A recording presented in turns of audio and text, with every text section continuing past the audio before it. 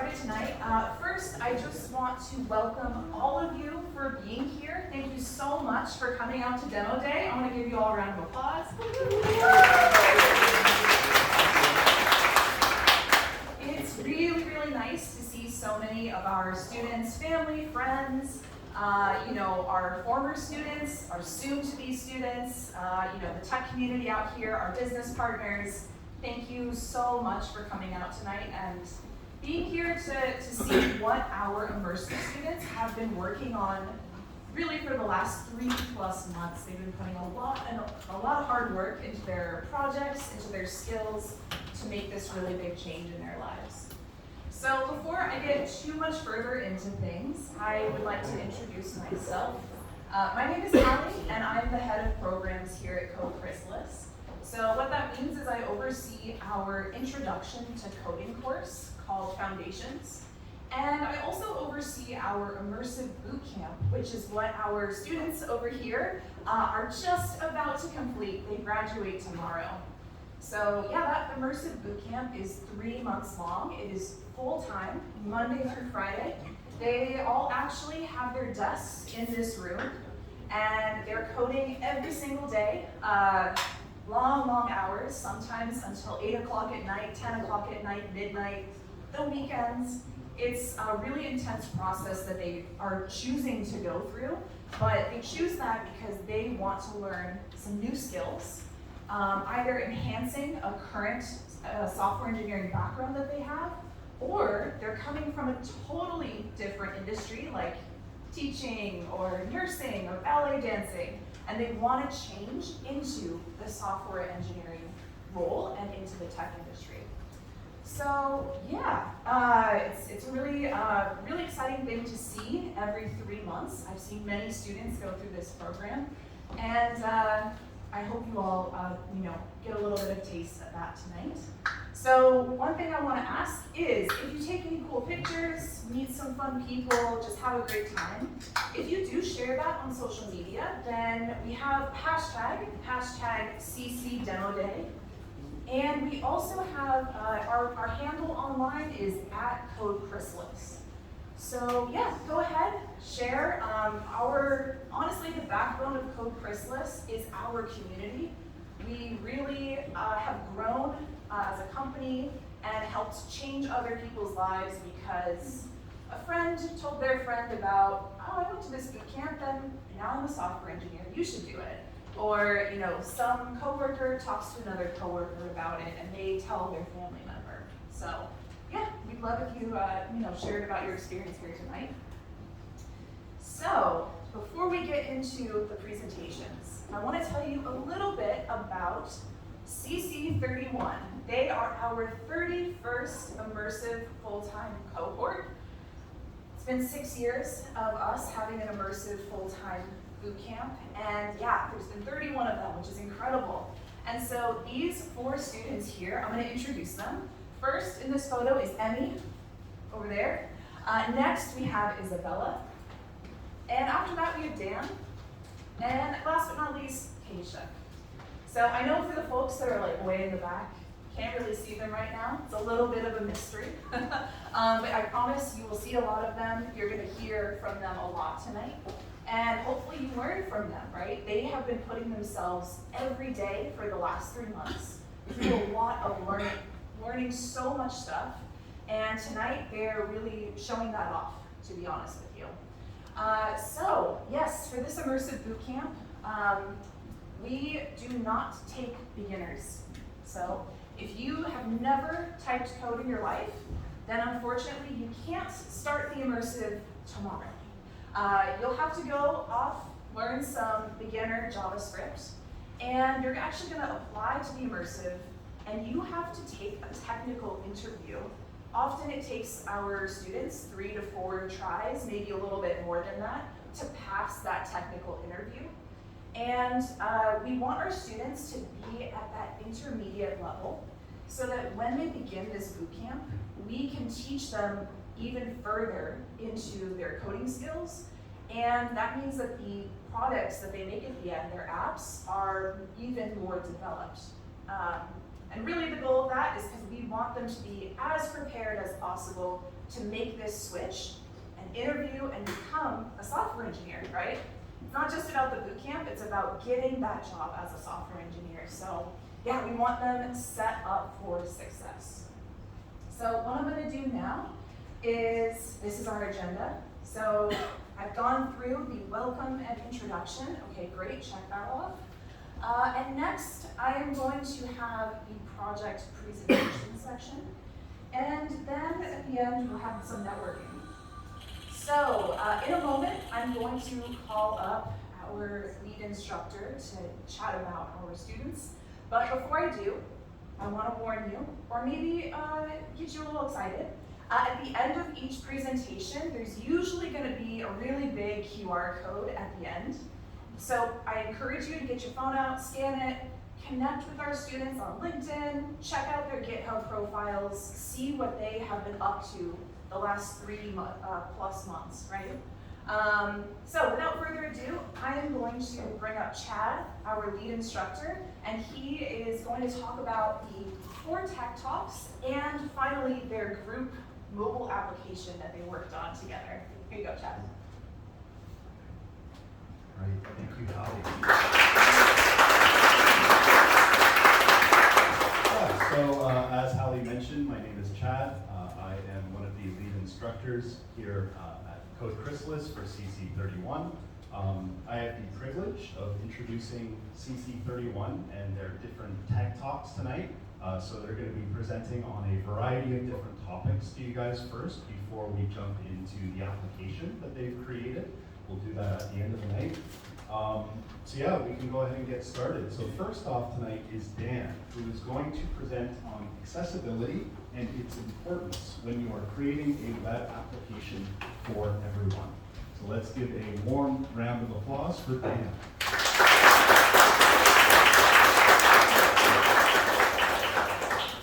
Okay, hello everyone, how are you doing? I'm Dan, I'm a student here at CC, and today I'm going to talk to you about accessibility. So what is accessibility? Well, accessibility is quite a broad topic. So really, I'm going to give you a brief overview of some of the accessibility issues that there are and some of the solutions that we have for those accessibility issues. So what kind of accessibility issues are there? So one issue would be vision deficiency. And one form of vision deficiency is color vision deficiency. If you're trying to portray important information to people, sometimes we use color to convey things. But for people who have color vision deficiency, that message might not get across as well as it should do. So for us that just see all of the colors normally, when you see like orange and green and yellow and red, or we can clearly see the distinction between them when they're next to each other. But people have varying ranges of color vision deficiency. And for example, someone who has deuteranopia, which is the top right example there, they may see something similar to this, where it's more of a sea of murky browns and yellows. So in the example of like a video game is a good example, because we often say like an enemy is red and like friendly is green. But if you put those next to each other, someone with deuteranopia might not be able to, without context, might not be able to tell the difference between them. So that's an example of conveying information, and we need to be careful about that. The repetitive strain injuries. I think this is where a lot of us are heading, to be honest, myself included.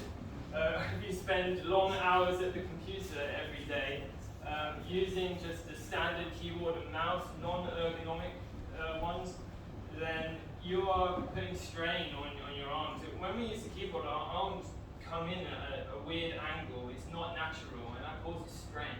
The same with when we use the mouse as well. The same thing, our wrist is kind of bent in an odd angle. Reduced motor function. There are people out there who may not have full control over their bodies. They might not be able to actually physically control their arms, which means they can't use a keyboard, they can't use a mouse. And so for those people, they need assistive technologies like eye trackers and and voice recognition software. So before I go into this next section, I want to ask you, who here knows what a screen reader is? Just raise your hand if you know what a screen reader is. Okay, so a few of you. Of those of you who raised your hand, who's used a screen reader before? Okay, so one person. One person, okay. So, that's good. So, a screen reader, for those of you who don't know, a screen reader is an assistive technology used primarily by people with visual difficulties to navigate a website or just navigate the computer in general. They use the keyboard, and the screen reader will speak out the elements of the page, if it's a website, that they're on. So an example of that, like a basic example, would be if they are on a link element on a web page, the basic functionality of the screen reader, it would say link in like a robot voice. And depending on how well the website is being constructed, it may give more contextual information. It gives them more of an idea what this is. So if this link takes you to a sign-up page, it might say sign-up link. And that's a lot better than just link. And so that depends solely on how the developer of this website has constructed it. So this is a pre-recorded video that I made of my experience navigating a very big and popular company's website using a screen reader. And I want you to watch this and tell me if you think this is accessible or not. Link, help. Link, orders and returns. Us flag, button. Link. Main navigation, menu. Menu. Menu. Menu. Menu. Search, edit, scan off, space. Scan, link. Link.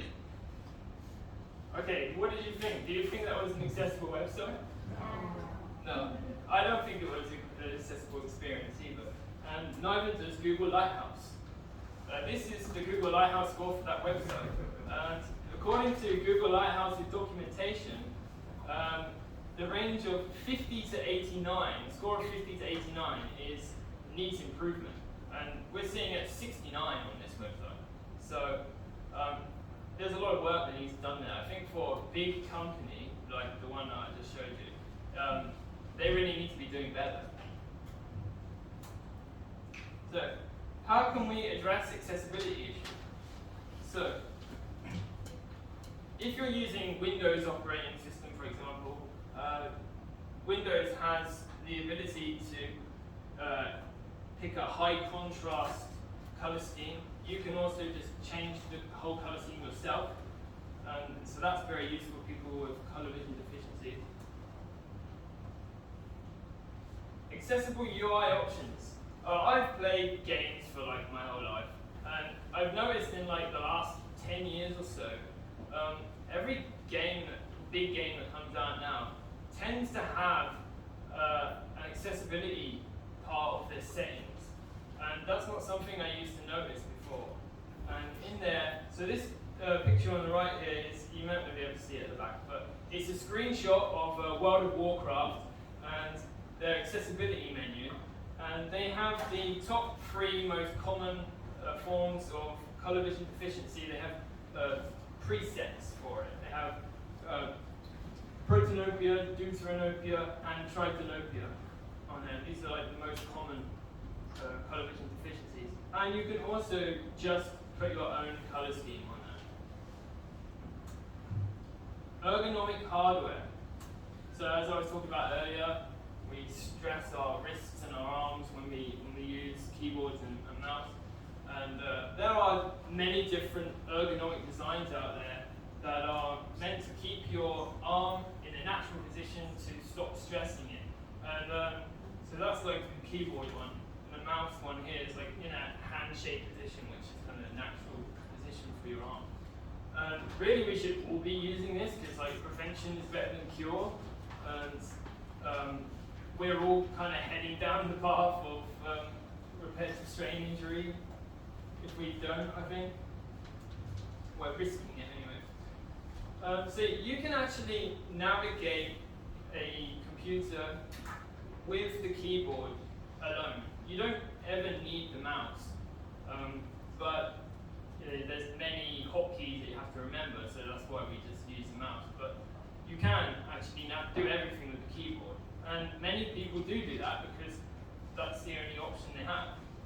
So when we're on websites, for example, you can navigate through the elements of the page with the tab button, and you can navigate back the other way with shift and tab. And you can check and uncheck checkboxes with the space bar. You can activate the element you're on with the return key, and you can navigate menu options with the arrow keys. Those are just a few examples, but obviously there's many more hotkeys. So, I gave you a brief overview of some of the accessibility issues and some of the ways in which we can alleviate those issues. I would encourage you to maybe just go to one of your favorite websites or a website that you frequent often and run a Google Lighthouse test on it and see what you find. It can be an interesting experience. Or navigate a website with screen reader, that's also a valuable experience. So thanks for listening. If you want to connect with me, you can find me on LinkedIn with this QR code. Thank you.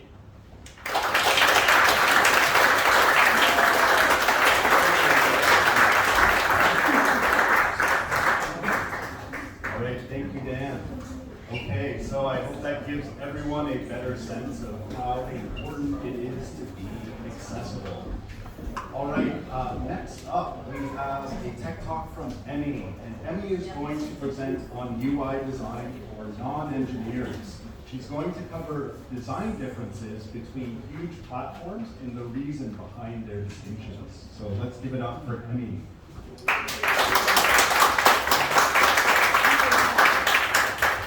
Hi, everyone. Thank you for gathering here tonight for us.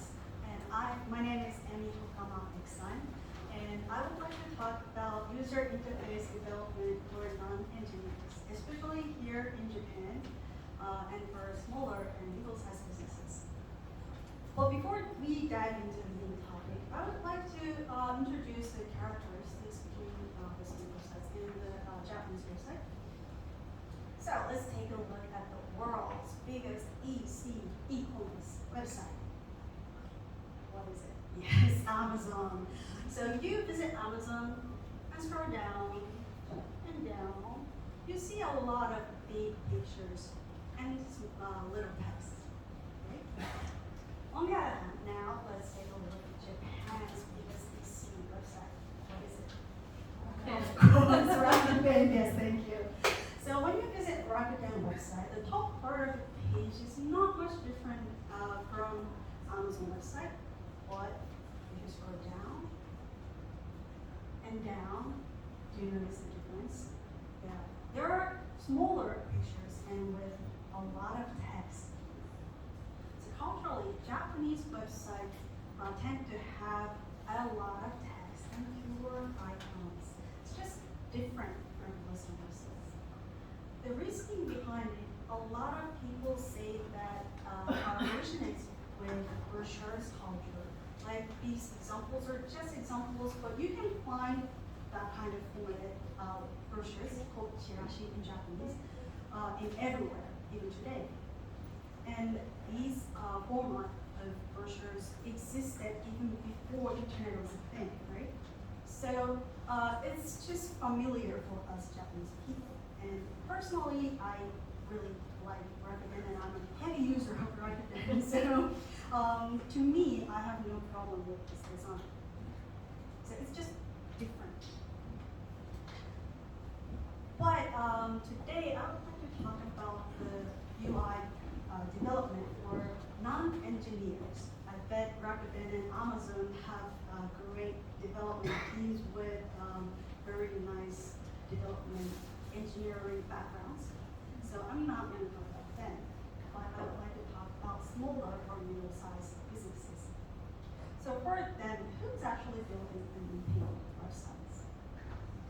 According to the survey done by Kani, almost 65% of the smaller middle-sized companies have to rely on in-house employees who not necessarily have engineering backgrounds. So with them, what tools are they using? Is there a difference between Japan and the world? Let's see, content management systems uses statistics, which is used to maintain complex websites, contents. So there are a lot of tools, but if you look close to the names of the tools, there are not much difference between all and Japan's content management systems usage. You can see WordPress is very popular in Japan, especially in Japan. Also, you have to think about the styling of the website as well. And again, it seems there are not very much difference between the world and Japan. So I think it's safe to say that the difference of UI of the website designs are not coming from the tools they use, but it's probably from culture. And then when companies want to build or develop their websites, first they expect it to be looking really cool and intuitive, and most importantly makes people want to buy their own products, right? But there are limitations: budget, schedule, and human resources. Again, smaller or middle-sized companies don't necessarily have employees with engineering backgrounds. So there are growing needs for ready-made website builders. This is a prediction done by Excel, and you can see the market share of low-code development in Japan has been growing and is predicted to keep growing. So what kind of website builders are available in the world? Now you can see a big difference between Japan and the world. It's just different, but on the left side, you can see the world's share of the market share of the website builders. You see several options there: Wix, Tilda, Squarespace, MailChimp, Weebly. Maybe some of you guys have used one of these tools, but on the right side, in Japan, Wix has 70% of share. Over 70% of the share, followed by Jingdo, which both provide Japanese support. If you use Wix, you can build this kind of designed websites. And you see, it's very neatly designed. They have a nice top navigation bar, they have a nice cover picture, and have nice icons available. So non-engineers can build this kind of nice websites. Now, many of the engineers might be wondering, what work is left for engineers to do then? I'm cautiously optimistic about it. There's always work for engineers, like utilizing expertise that we I'm sorry about that. So there's always work for engineers, like utilizing expertise such as specialized technical roles you can give, or security. It's very important. Or, I'm sorry, the mic keeps spinning off, so I'm gonna just talk really loudly here. Can you hear me? Yeah. Thank you. So you can also give customization or optimization options if you have engineering background, right? Like within or without no-code applications that the company is already using, or performance enhancement, like when the website when the company wants the website to develop more, then performance enhancement is a very important thing to think about. In conclusion, I think UI design user interface design is an art, and engineers are all the artists. We all are artists. And so I know that I'm still a junior engineer, new to this field, but I can already see that user interface or user experience design is as much an art as it is a science. And and although these nice, useful tools, easy to use tools are becoming more available, still, I believe that engineers will always have valuable spot in UI development market. That's my conclusion, and these are the references I use. Thank you very much.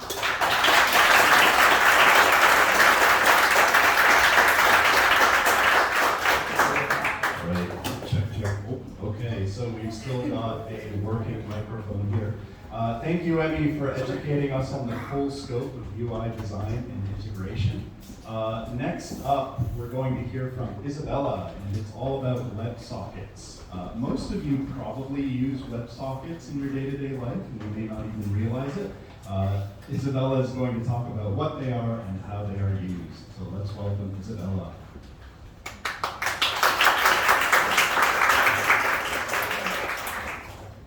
Hello everyone, my name is Izabela, and this is my TED Talk, and today I will be presenting on the topic of WebSockets. So let's start with the definition. What is a WebSocket?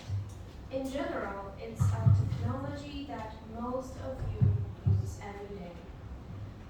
WebSocket is a way of creating a connection between a service and a user. And you can think of a WebSocket as a phone call where both participants can receive and send messages at the same time.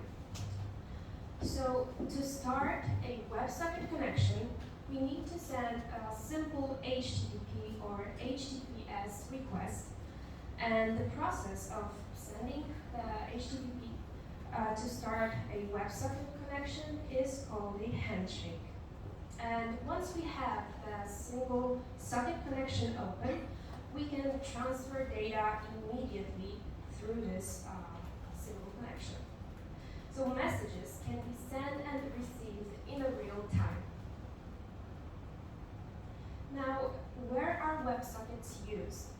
So one of the most common uses of WebSockets is in live chat apps.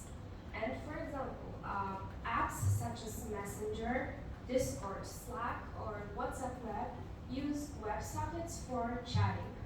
So I'm sure most of you have used these apps before. Another example of apps that use WebSockets are Uber and Uber Eats. And these apps use WebSockets for real-time location tracking. So because they use WebSocket, you can see the position of the driver or the position of the delivery person on an app, and the position is updated in a real time. WebSockets are also used in apps such as Figma, where everyone can work together in an online environment and everyone can have the same up-to-date view. But before WebSockets were available, we had to do something called polling. So what is polling?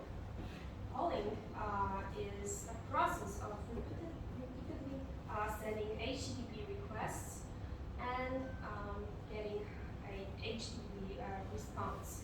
So if we wanted to check for any new messages, we had to send a request every 5 seconds. But what if we wanted to get a new message anytime or at the time where it was available in the database or as soon as it was sent to a server? Now we have WebSockets, so we can be notified when new data is available. And And here I have a short demo for you. This is an app that uses WebSockets to live chat. This service is called Socket.io. So when we start a chat and when we open a network tab, we can see that for every letter that I type, there is a message sent to a server. So this is how server knows that I am typing. And if you ever wonder how an app knows that somebody is typing, it's because this app is using a WebSocket.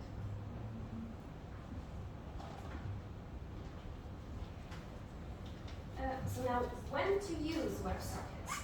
For example, when a client wants to react quickly to a change, or when our client wants ongoing updates on the state of the resource. It's also good to use WebSockets when we want ad hoc messaging because of the persistent connection. WebSockets are also useful when we want to send messages with high frequency and with small payloads. But if WebSockets are so great, why don't we use them for everything? Let's look at the differences between HTTP and WebSockets. So first difference is that with HTTP, we have to start a connection anytime we want to send a request to a server, and then we have to start another connection when we want to send back the response to our client. And with WebSockets, data can travel immediately both ways through single open connection. So in HTTP, the flow of information is in one direction, and with WebSockets, the communication is bidirectional. So HTTP would be better when we want to receive non-time sensitive information.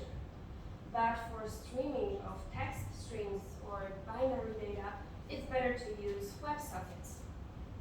And ultimately, it's more expensive for a service to maintain a WebSocket connection than to maintain an HTTP connection. So when we want to send small amount of messages, it's more efficient to use HTTP. But when we want to send frequent messages, it's better to use WebSockets. Thank you very much for listening. One more time, my name is Izabela. I hope that you've learned something new about WebSockets today. Here is a QR code to my LinkedIn, so feel free to talk to me afterwards or connect with me. Thank you very much.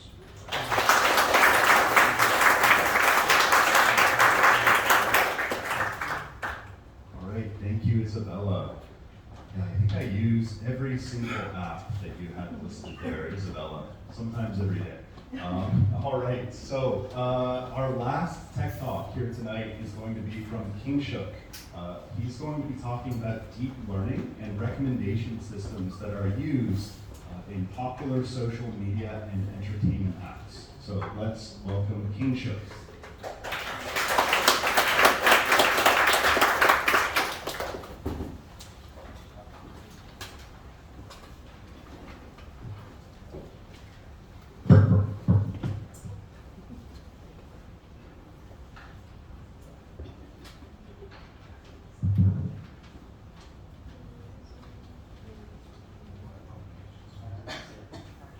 Hello everyone. How are we all doing tonight? It's great to hear. Welcome to my talk on understanding the algorithms for you. So first of all, I just want to give a quick little introduction. My name is Kingshuk Roy, and I am a former English teacher turned full stack software engineer here at CC. Now, today I'll be doing something a little bit different. Rather than showing you my hobbies and interests or sharing them to you, I'll be showing them to you through my For You pages. So what that means is I'll be showing you how YouTube and Spotify recommend content to me. So what does that look like? So these are the kinds of videos that I get recommended every day, and the kinds of videos that I end up watching. These are the kinds of products that get recommended to me. This is the kind of music that gets recommended to me. And of course, these are the kinds of posts and memes that get recommended to me. So, this begs the question, how do they know? How do these platforms know so much about me? Well, the answer to that question is AI, machine learning, and deep learning. Now, for the average person, hearing AI, machine learning, and deep learning, it can feel like hearing technical jargon or just buzzwords being thrown around, and they all feel interchangeable. Well, my objective here today is to give you all a surface level understanding and to demystify what exactly AI, machine learning, and deep learning really are. So, to do that, we need to think about systems. Specifically, we need to think about systems within systems.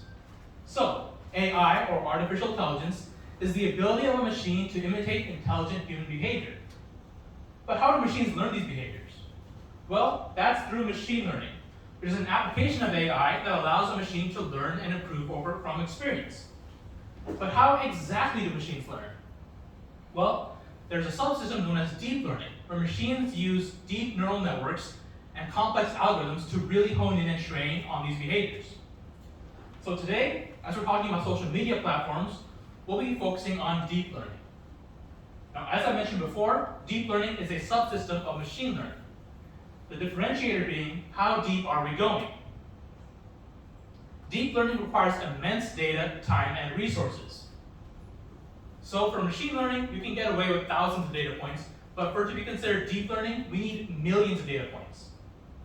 Additionally, deep learning requires neural networks of 3 or more layers, which I'll get to in just a second. But first, let's look at how deep learning affects our day-to-day life. So, for example, captcha codes. How many of you have seen this before? And now, how many of you have seen this before, on the right? So which one's easier, the left or the right? Left. But why are we going to the right now? So the answer to that is because machines have gotten so much better at solving these simple captcha codes. The machines have gotten more and more data points to learn from, so as a result, to prove that you're a human, we need to create these even more complex prompts to prove that you're a human.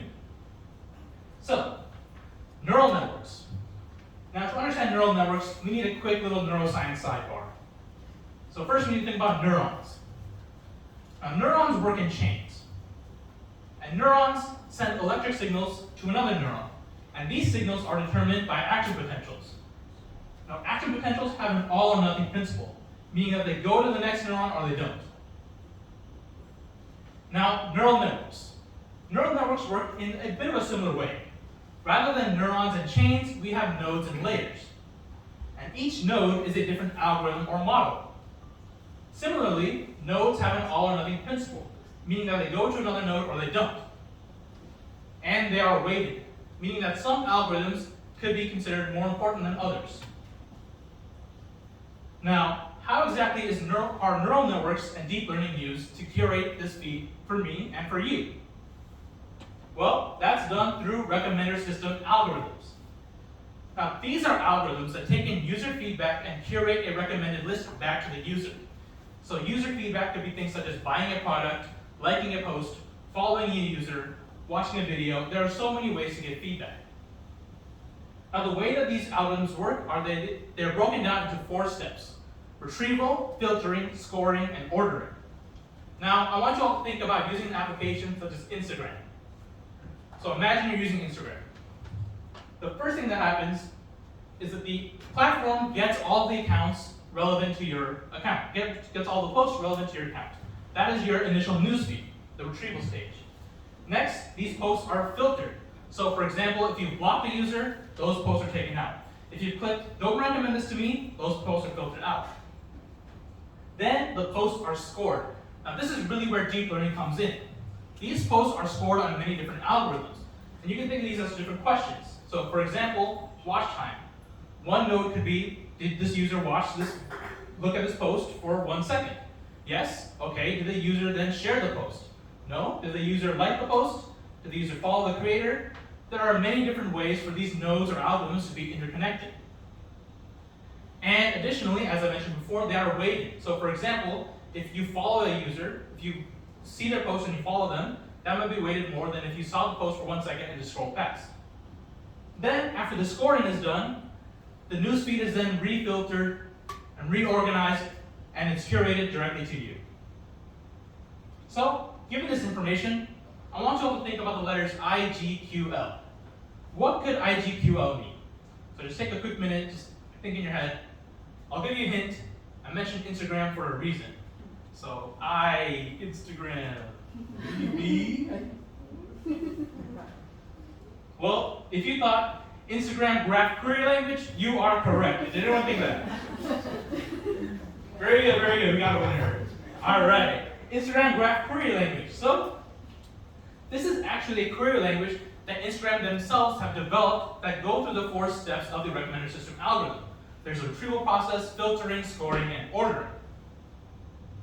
So why is this important?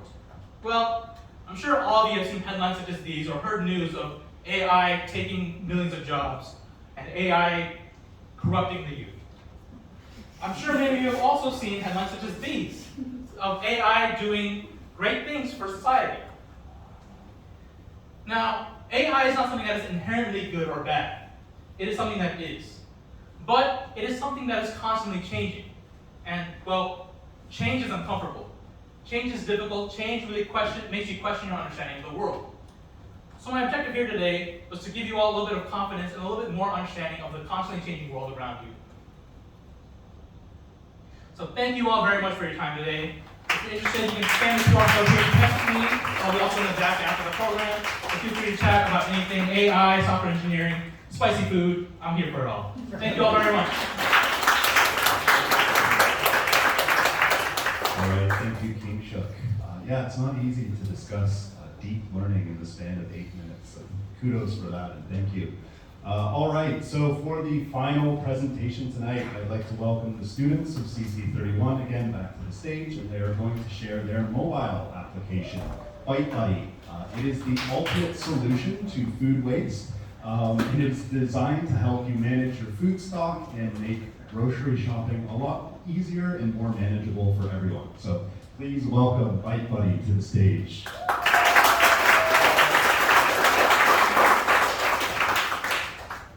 All right, everyone. Hello again, and welcome to Bite Buddy. So just a quick little introduction. My name is Kingshuk, and I'm the product owner. I'm Dan, I'm the tech lead. I'm Izabela. I'm a full stack developer. And I'm Emmy, I'm also a full stack developer. All right, so I want to give you all some food for thought first. So I want you all to think in your head, how often do you go grocery shopping? Now, as you're thinking about going grocery shopping, how long are you spending at the grocery store? Now, you're finishing up your shopping trip, and you come back home and you realize, oh, how often do you forget to buy something? How often do you go to the store for milk and get everything but milk?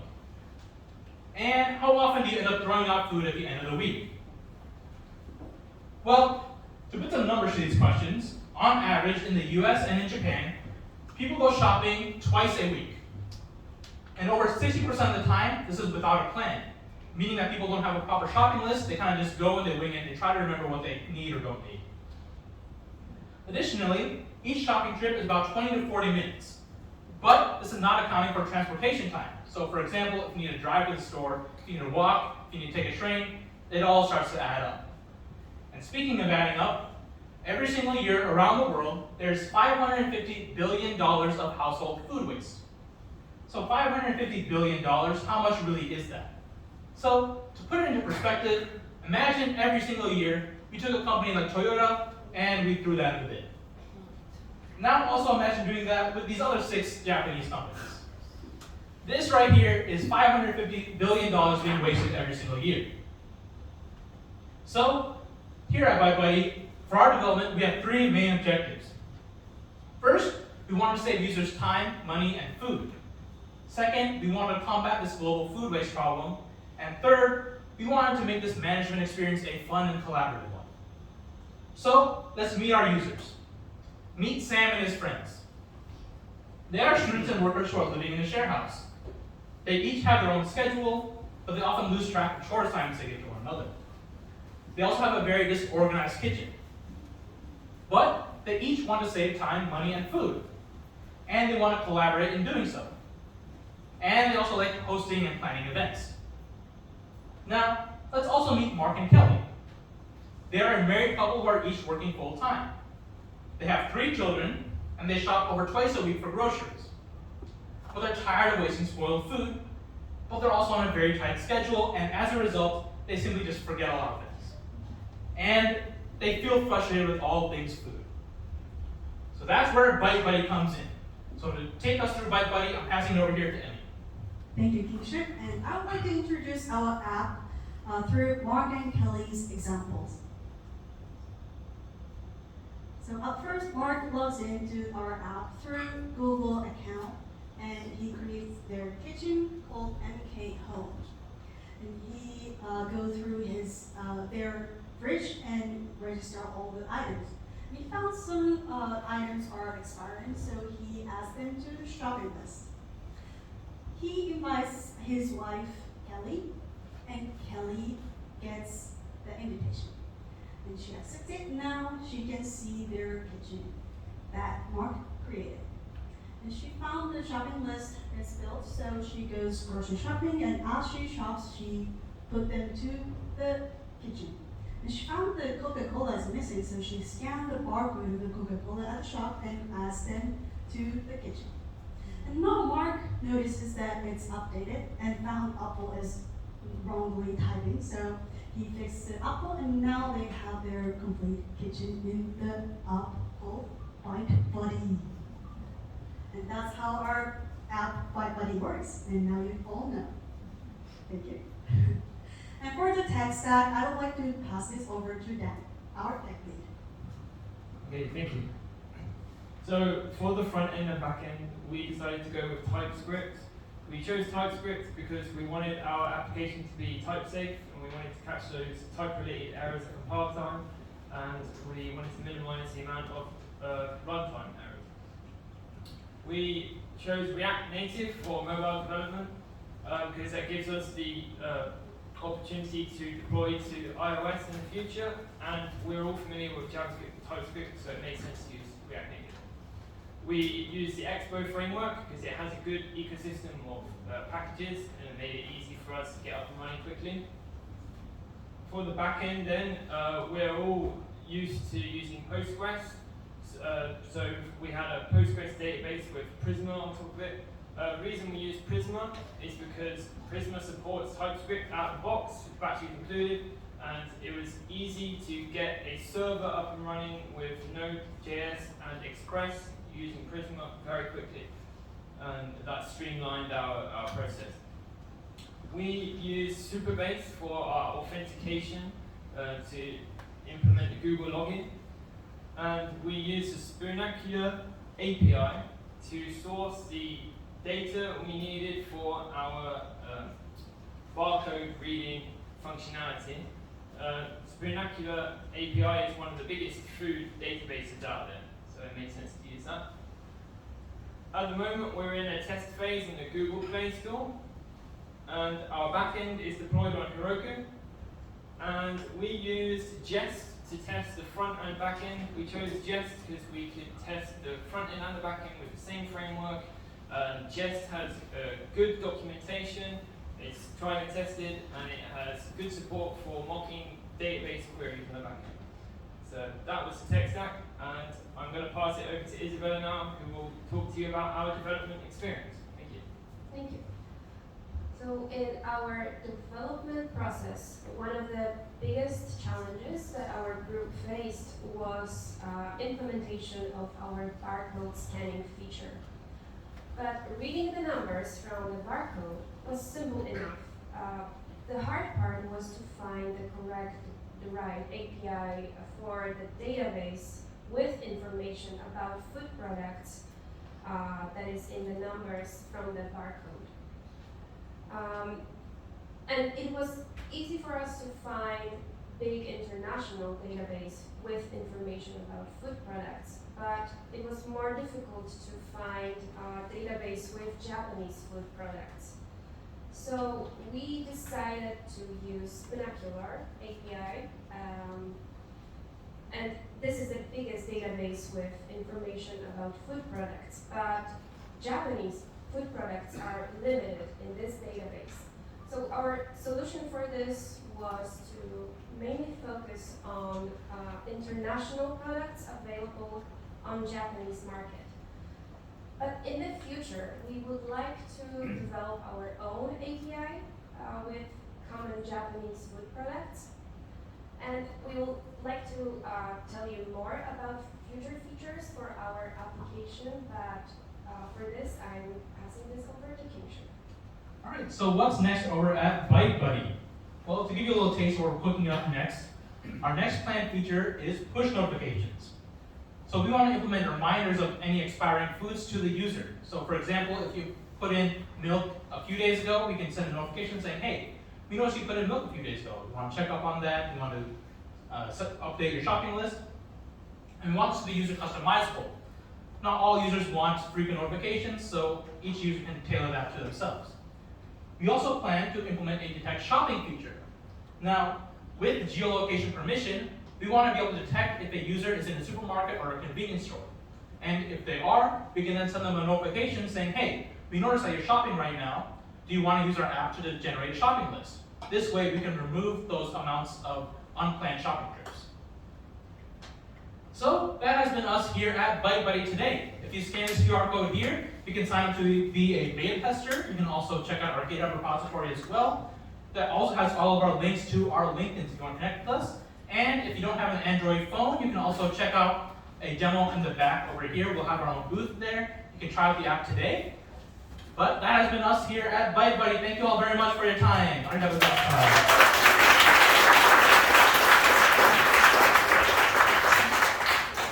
All right, thank you, ByteBuddy. Thank you, CC31. Not only have they presented 4 great tech talks for you tonight, but also their senior project, which is a culmination of everything that they have learned in the past 3 months, and they built in only 3 weeks. So they've been very busy. Thank you again to everyone in CC31 for your efforts these past 3 months, and thank you everyone here tonight for listening to their presentations. Now I'll pass you back to Hallie, who will wrap things up. Cool, thank you, Chad. All right, so we're almost finished, I promise you.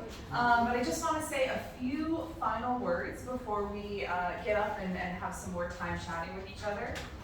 The first thing is that CC31, they graduate tomorrow, which is so exciting. They finished the Immersive, but it means that, yeah, let's give it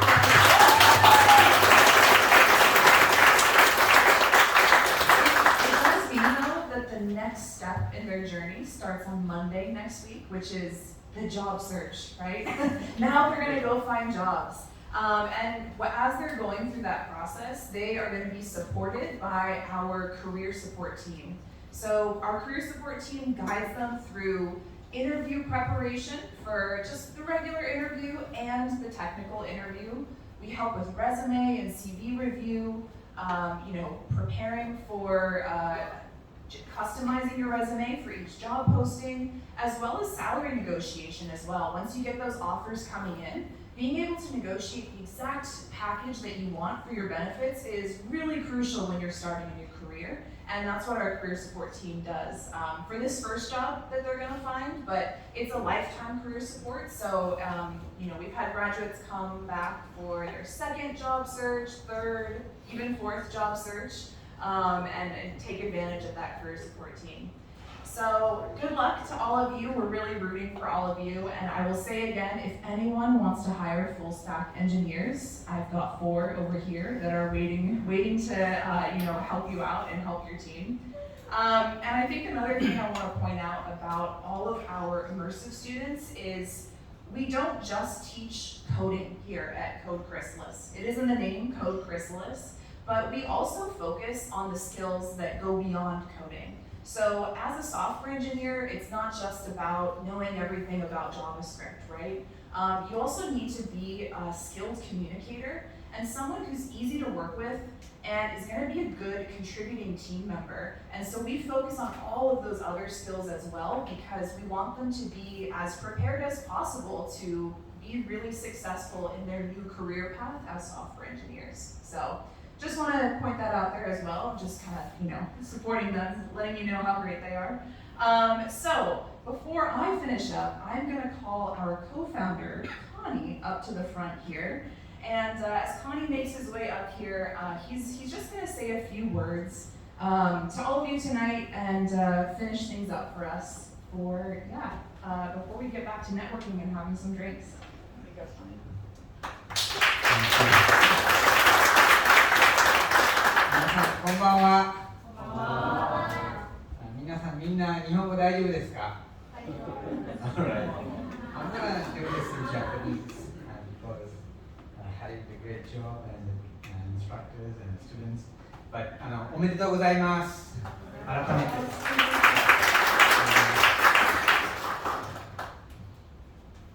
6年半前にコードクリサリスというソフトウェアエンジニアを育成する学校を東京に作りました。で、僕はちょっと90年代の話になるんですけども、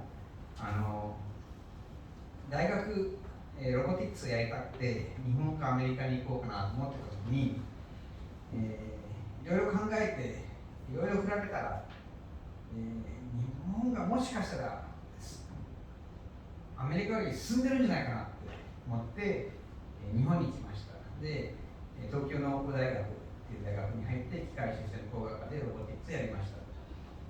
で、その後いろいろあって日本でも働いたんですけども、アメリカに行って何年か経ちましたが、ある日なんですね、気づいたんです。テクノロジー王国、秋葉原行っても、ヨドバシカメラ行っても、もう1日ぐらいすごい世界にないような電話だったりテレビだったり、ばっかりの国がなぜこんなにいきなり遅れてるのかというショックがすごいショックだったんですね。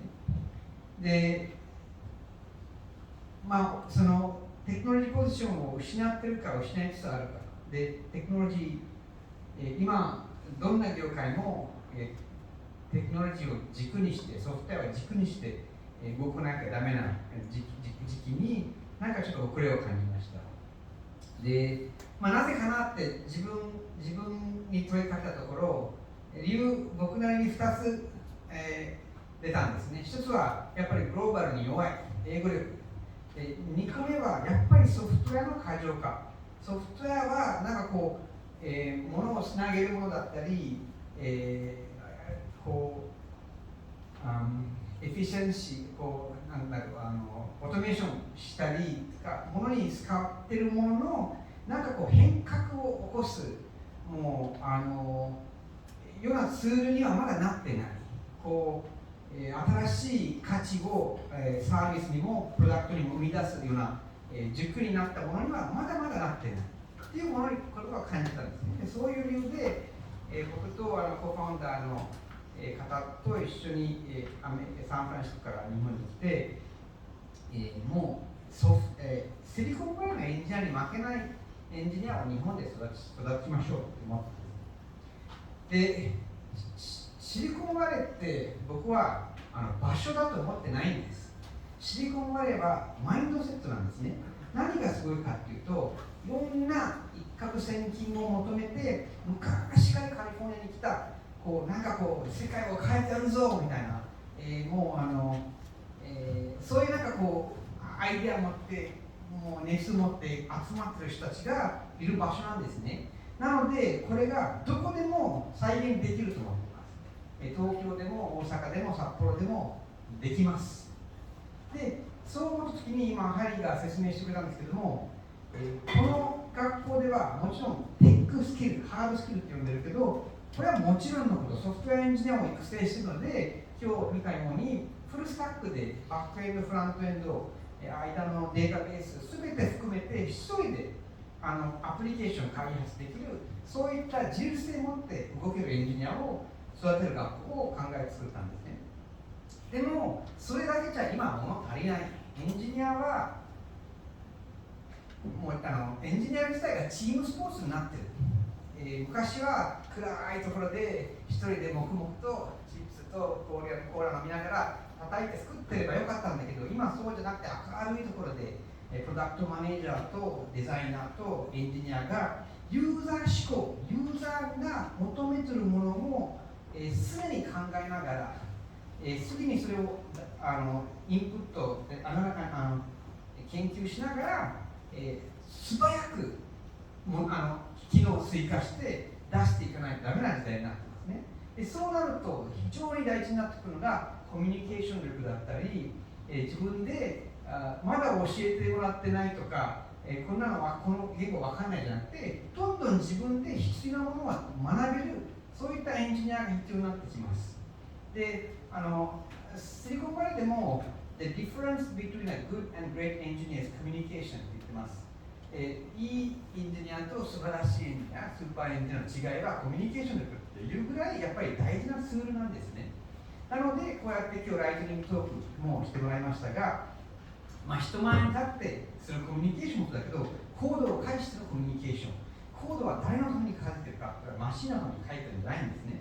結局自分の1年後、自分のためにだったり、同僚のためにだったり、そのコードがまず読めなかったら意味ない。だからそういったコミュニケーションも含めてコミュニケーションを呼んでるんですけども、大事にしてます。この辺はうち、パワースキルって呼んでまして、一つ、すごい他のところと何が違うかっていうときに、僕は一番最初に出してるのはそのパワースキルです。ここを非常に大事にして、これが今後のエンジニアに必要不可欠なところではないかと思って学校の会見もやってます。はい、で、今作ってもらったアプリケーションなんですけども、3ヶ月間で、3ヶ月間じゃないですね、作るのは3週間で作ってます。で、そういったスピードで、物事をインセプションからですよ、アイデアをみんなで4人いるので、いろんなアイデアがあったところ、もういろいろ喧嘩して、喧嘩じゃないけど、議論して、こっちの方がいいでしょうとか、あっちの方がいいでしょうって、コンセンスをまずもらって、じゃあ分かった、みんなでこれをやろうっていうところから、それがたまには1日で終わらないで、2日と3日かかることもあるんですよね。そこから始まって、じゃあ、ユーザーの、パソナを考えて、アプリケーションのそのストーリーを考えて、MVP になるもの、これミニマムなお客さんにすぐ提供できるものをどう、に必要な機能は何なのかっていうのをちゃんと決めて、それを先に作って、その後イテレーションを返して、ちょっと新しいフィーチャーを入れていきます。こういった開発手法、アジャイルにソフトウェア開発できる手法だったり、ツール的にはこのペアプログラミング2人で、ちょっと最初はすごいエクスペンシブなちょっと時間とお金の無駄じゃないかっていうようなプログラムの手法ではあるんですけども、2人で1つの画面見てやってるんですけども、最終的にはいいコード、誰でも見て分かりやすいコード、あとバグが少ないコードでごまかせないから2人でやってるので、そういった素晴らしいコードを書く、そういう練習だったり、あとは CI/CD もパイプラインを先に作って、もうテストを書いてコードを書く、テスト思考というやり方。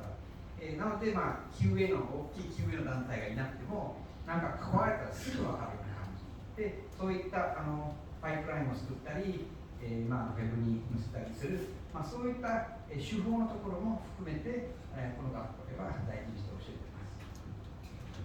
ています。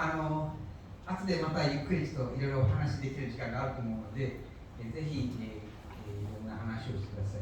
ちょっと今日話に聞いた話なんですけども、いいですか、この話しても。ローソン銀行さんが前回ラスコーホーの卒業生1人ハイアリングしてくれました。ありがとうございます。CC はそこをビジネスにしてないんですよね。日本の学校ってほとんどビジネスなんですよ。教えました。その後紹介して、そこからもお金取るんですけども、CC は一切してないので、生徒さんが仕事見つかれば幸せ、みんなが幸せ。多分雇う側も幸せだし、うちも嬉しいし、生徒さんも嬉しい。なので今日も4人いますので、ぜひお話ししてください。はい、今日は本当に忙しいのが木曜日、こんな時間までありがとうございました。またゆっくりお話しできればと思います。また改めておめでとうございます。